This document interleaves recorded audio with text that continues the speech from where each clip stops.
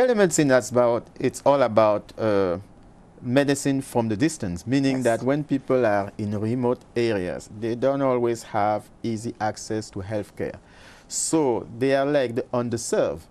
To make sure that these people do have access to quality healthcare, you have to set up the telemedicine system, which simply means that they can have remote consultation. Okay. You can see a doctor via video conference. You can see a doctor and have your consultation from a remote area, wherever the doctor is. The doctor doesn't even have to be in the same country as you are. The doctor can be in a different country. When you started, you were basically a pioneer. How do you assess how telemedicine grew on the continent? There has been significant progress, I should say. For instance, when you look at the smartphone in Africa, a lot of people have smartphones, and we thought that mobile technology was one of the best ways to leverage the power of telemedicine. As a matter of fact, even in the remote areas or remote villages, most people have cell phones. So we use that for health education. We use that for telemedicine. We use that for distant learning or distant training. And that's worked very well. How does telemedicine ensure data privacy for patients? Yeah, first of all, you have to set up a system that is very robust in terms of security. For instance, we use, as technicians, we use what you call end-to-end encryption, meaning the data is encrypted from one end to the other end. That really secures that you're not going to violate the privacy of the patient.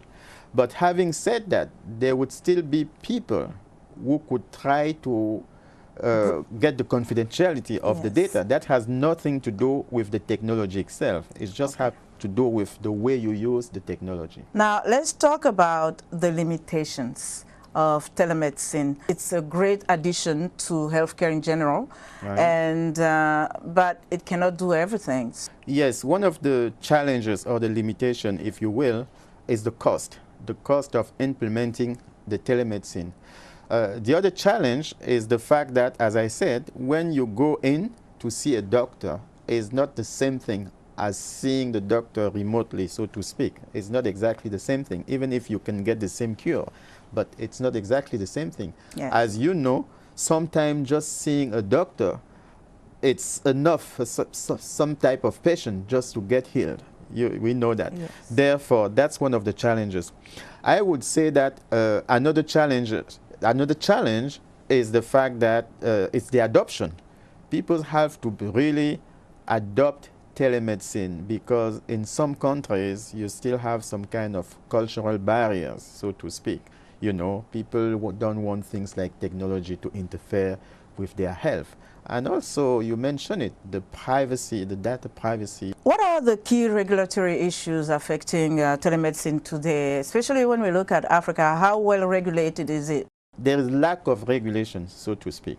And that's a problem, because when you want to implement telemedicine, you need to have some kind of license to do that. So there is a licensing issue. Who should give you the license? It's the government. Yes. And if there's no license, what you're doing, it's in a way illegal. Illegal. Absolutely illegal. So we were working on telemedicine, at least at the beginning, knowing that we were doing good, but at the same time, it was sort of illegal. Okay, and finally, how can telemedicine be more accessible on the continent? More accessible means having more infrastructure, technology infrastructure, having more access to the internet, to electricity, and therefore the government has to do something about it, to invest a lot. It also means that the cost has to be reduced in a sense, because if the cost is relatively high, a patient will not be able to pay for their health. Jacques Bonjawo, thank you so much. We appreciate your time. Thank you.